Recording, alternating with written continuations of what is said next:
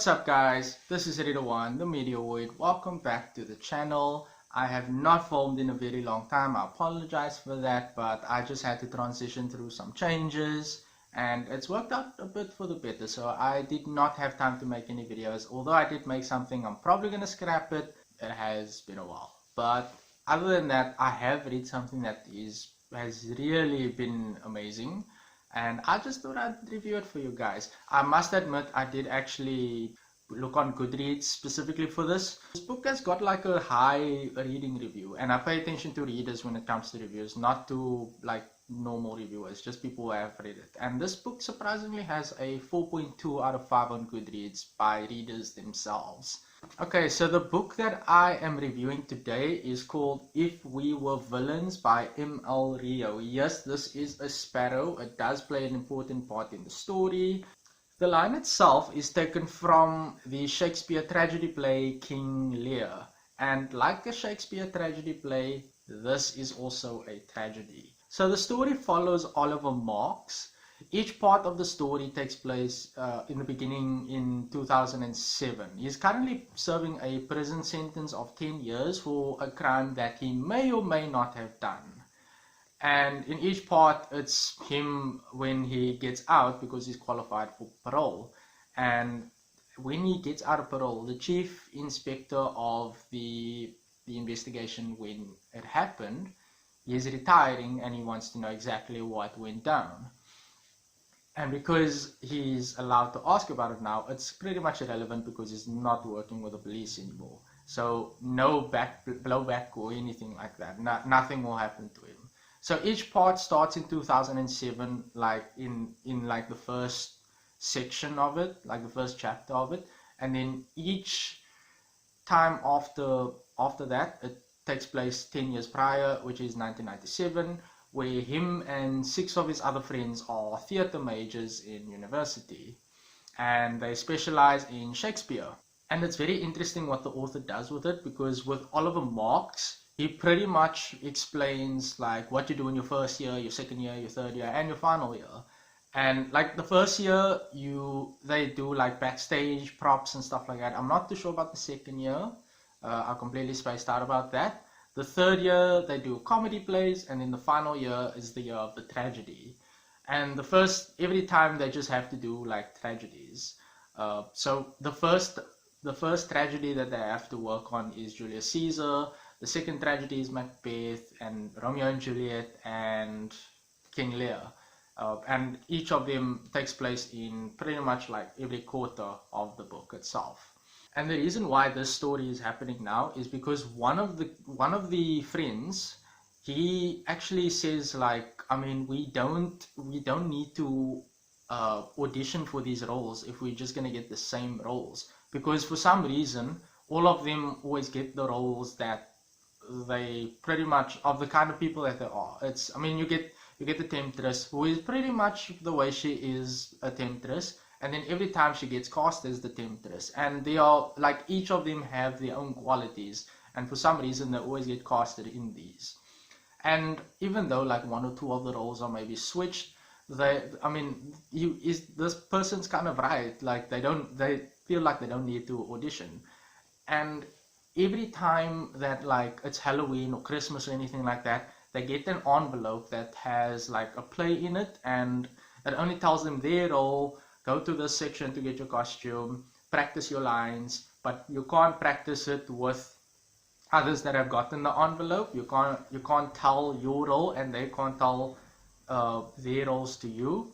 You have to practice it in solitary, and then you have to like dive into the performance itself on the event time. And this is where it gets interesting, because Oliver Marks, he is not like, he's pretty normal. Well, yeah, he's a normal. He's not special or anything like that. And all of the roles that he gets are like supporting roles. But if you read Macbeth, this is the secret play that they get. If you read Macbeth, he gets Banquo's role. And if you read that, then you know that Banquo is more than just a side character. So it's it gets intense, because there's like a a shift between everyone's roles. You don't actually know why it's done. I feel like it was done just to see what kind of a range people have. But because this is done, it causes a rivalry between pretty much every single one of these friends. And this rivalry ends up killing one of them. And that's kind of where like it's there. But I would say by halfway, maybe just before halfway of the story, you know who's dead already. And that's what I liked also, because normally you only find out who is dead by the end of the story. Well, at least a lot of the things that I've read lately. And you find out who's dead just before halfway. And then it's pretty much that thing of like it all spirals out of control. Everyone's losing their minds. There's a lot of dark things that happen in it. And by the end of it, you know what happened. And then we end up where it ended up at the beginning of the story. The way that the story is written, because it's the author's debut novel, I was actually surprised at how easy it was to read, because normally with debut novels I tend to struggle. And the way that this is written, it's written in the normal novel format, and then at times it switches to like a screenplay, and then after that it becomes like a Shakespeare play where you see like the way that it's written. It's very smart what it's done. It's very this author's very flexible with how she writes, and this was the most interesting part. It was very easy to understand. The characters in the story, they are lovable and they are hateable, but if you honestly, all of these characters I love for their own reason. They were very cool. I wish I had more of them. And there's a lot that happens in the story, and there's a lot of ways that each of these characters change throughout that process. They do a whole bunch of wordplay, I'd say. There are times when they mix up a lot of Shakespeare dialogue to relate to what's currently happening. And so that was like the coolest thing. Like they memorize these lines, and then afterwards they just put it in like a regular conversation. It's the same like when you just say like a song lyric into a random conversation, and then it's like, oh my god, like because I do that so many times. The Shakespeare plays that are referenced in this, or even actually done in this story, it's mainly King Lear is the last one, but the first one is Julius Caesar, then it's Macbeth, and it's Romeo and Juliet. And each of these, they do play a part in the story, not just like the play, like doing the play itself, but some of the themes that are in there, in those plays, you kind of see it unfold in the actual story, what is happening. The way that this novel is structured, it's also structured as like a Shakespeare play. You get 5 acts and a bunch of scenes in between. And this is exactly how the novel is structured. Like you get 5 acts, multiple scenes in between. I would say Act 3 is the longest. I think it has about 18 scenes in it. However, each of these acts, there's a lot that happens in it. So I cannot actually say which one was my favorite act, like I normally would say.